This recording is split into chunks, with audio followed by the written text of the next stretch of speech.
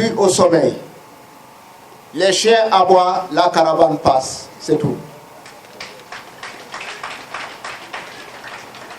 Peuple de Casamance, dès lors, pour faciliter notre devoir de vous informer et faciliter votre droit à l'information, pour mieux vous servir de ces acquis, pour mieux vous protéger et protéger nos ressources, je voudrais bien dire précisément toutes nos ressources de la Casamance, de l'océan Atlantique à la Falémé, ressources forestières, minières et halieutiques, faisant l'objet d'un pillage accéléré, d'une spoliation de l'envahisseur le Sénégal, unissons-nous, hommes et femmes, jeunes garçons et filles, autour des comités du mouvement des forces démocratiques de la Casamance. Former des comités dans chaque village ou ville, plus élargis dans les secteurs et les zones. Communions toutes nos forces pour mettre fin à ce pillage. Vous avez le droit, car ça fait partie de ce que nous avons signé à Rome. Faites-le sans crainte, car ça fait partie des acquis du processus de négociation. Population de Casamance, dans toute lutte de libération nationale, il y a toujours des traîtres, des corrompus qui, pour leurs propres intérêts, s'allient à l'ennemi pour tuer leur propre peuple. Ils sont nombreux, ces Casamanquais, ces vampires alliés du Sénégal envahisseur pour maintenir la Casamance dans l'esclavage, la servitude. Ce sont des criminels qui cherchent toujours à traîner des gens dans leur sale et maudit boulot. Méfiez-vous d'eux, car à la fin de chaque lutte de libération nationale, il y a toujours des complications.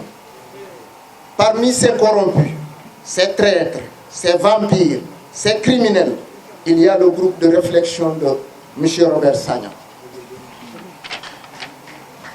qui n'a jamais réfléchi sur la situation de l'hôpital régional de Ziguinchor, sur les nombreux problèmes du lycée Guignabo de Ziguinchor, sur les problèmes de l'université de Ziguinchor, sur le naufrage du bateau de Diola, la situation du pont Émile Badian qui va bientôt faire une catastrophe, comme celle du bateau de Diola, sur la situation des populations de Medina Gounass, sur la situation des populations de Sabadola, un groupe donc de réflexion qui n'est pas indépendantiste, mais qui veut réfléchir à la place des indépendantistes.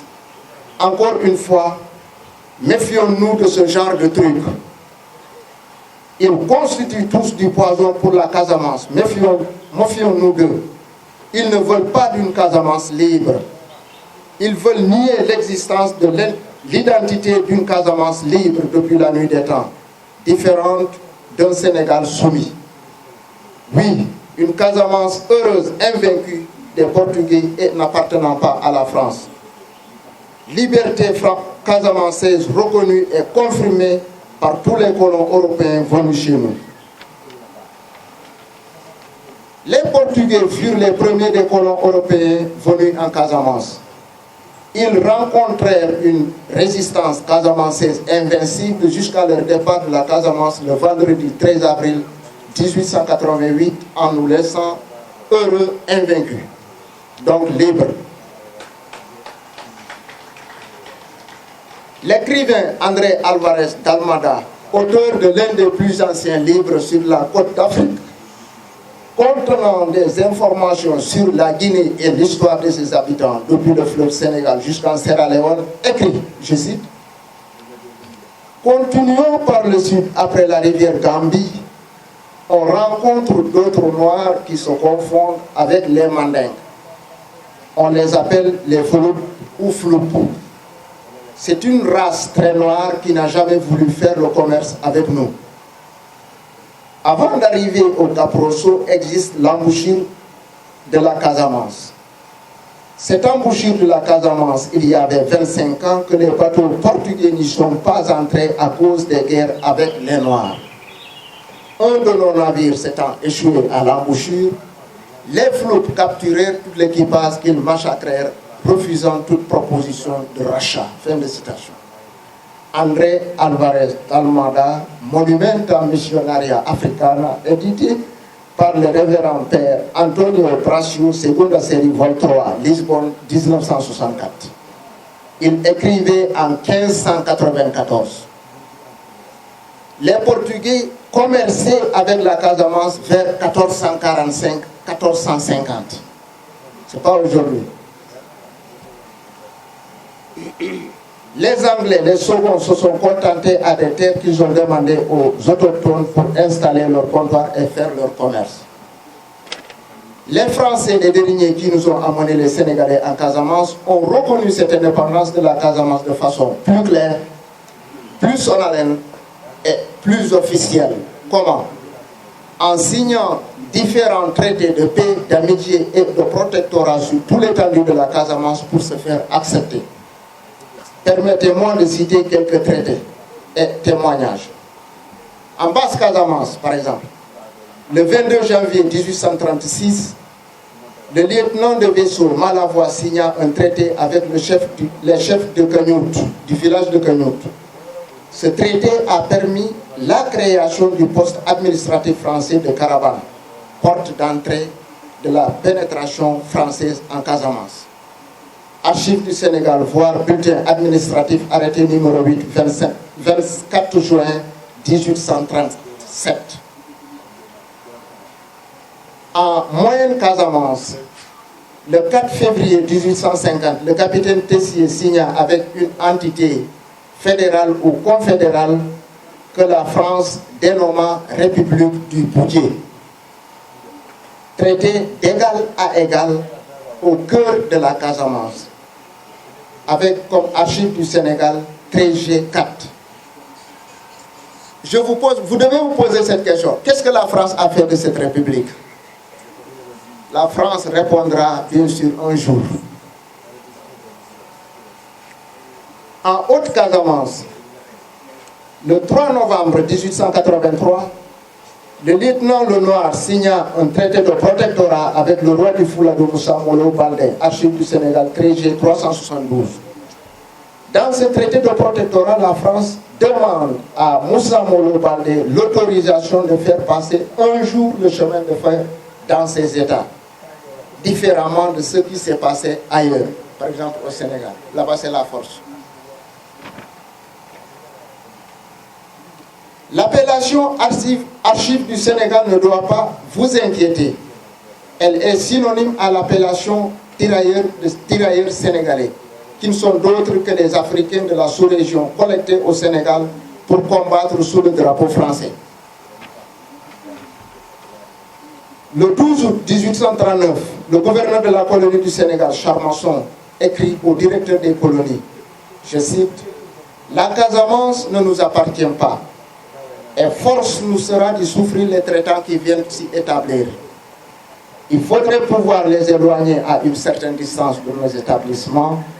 Les lois se taisent et l'usage de la force n'a rien consacré. » Fin de citation. Archives du Sénégal 2B18. Encore une autre différence.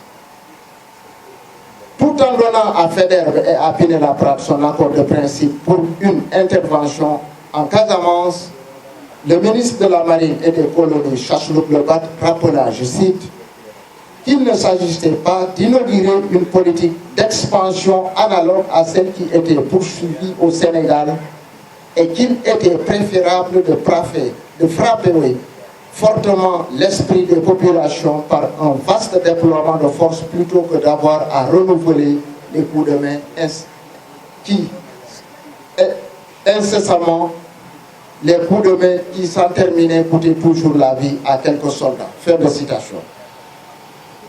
Cette alerte donc confirme de plus que le Sénégal est totalement différent de la Casamance. Depuis donc leur arrivée en Casamance en 1828 jusqu'à leur départ en 1960, l'organisation administrative française de la colonie du Sénégal était différente de celle en Casamance. En effet, Si le cercle constituait l'unité administrative au Sénégal, en Casamance, l'unité était représentée par une administration supérieure qui assurait la supervision des cercles. Donc, jamais la France n'a intégré la Casamance dans le Sénégal. Raison de l'érection du monument aux morts de Ziguinchor à Casamance doté de l'inscription suivante. La Casamance a ses morts pour la France. Malheureusement falsifiée pour devenir la Casamance a ses morts pour la patrie. Quelle patrie? Dans quelle guerre? Dans quelle guerre?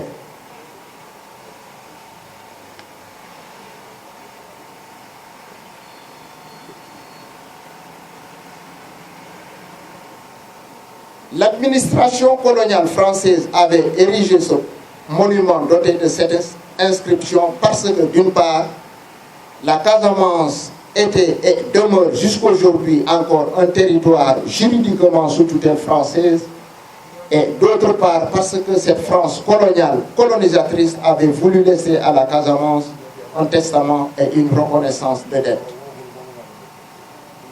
Cette intervention, nous pouvons nous référer à l'intervention de la France au Mali, lorsque François Hollande avait été président de la République française. Il a dit clairement qu'il y a une dette que la France devait aller payer au Mali. Pourquoi pas en Casamance?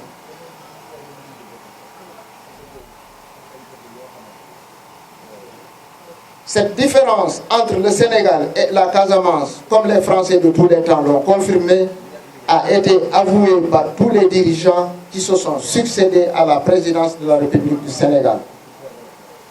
Dans le journal Yakar numéro 6, page 5 de 1996, Mamadou Dia, premier président du Conseil du gouvernement du Sénégal, à qui les colons français, en quittant, ont remis les deux colonies, la colonie du Sénégal et la colonie de la Casamance, déclare, je cite, « Concernant la Casamance, il faut le reconnaître et le dire, le colonisateur n'avait pas intégré la Casamance dans le Sénégal. » Fin de citation. En novembre 1963, Senghor, premier président de la République du Sénégal, lors de sa première visite officielle à Casamance, déclare, je cite, « Casamançaise, Casamançais, en vérité, je voudrais bien dire sénégalaise, sénégalais de Casamance, car vous êtes mes chers concitoyens sénégalais au même titre que les autres, des Sénégalais à part entière. Pour moi, depuis 1945, je vous considère comme tel. » Fin de citation. Avant 1945, qu'est-ce que étaient les Casamancés? Ils étaient des Guinéens de Bissau ou bien des Conakryens? Merci. Le 31 12e mois 2000 et le 3 4e mois 2001, dans ses discours à la nation, Abdoulaye Wade, président de la République du Sénégal, déclare, je cite, « La Casamance a toujours été victime d'injustice et d'exclusion. Je respecte les gens qui prennent les armes pour défendre leurs idées. » Fin de citation. Cela veut tout dire. Le 10 février 2019, Macky Sall, président de la République du Sénégal, lors de la campagne électorale pour sa réélection au deuxième mandat, déclare à Bignona, je cite, « Si vous voulez que j'intègre la Casamance dans le développement économique du Sénégal, votez Macky Sall. » Qu'est-ce qui reste au Casamance pour comprendre? Nous répétons que l'heure n'est plus au sommeil. Les chiens aboient, la caravane passe.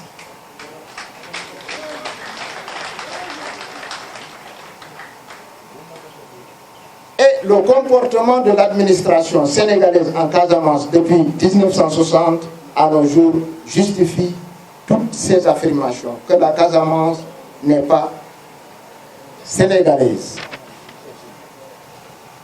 Peuple de Casamance, restons sereins, Soyons déterminés jusqu'à la victoire finale, car le droit de la Casamance à la liberté et à la souveraineté nationale est un droit réel, absolu, inaliénable, imprescriptible et non négociable. À très bientôt pour la prochaine rencontre populaire. Merci. Que Dieu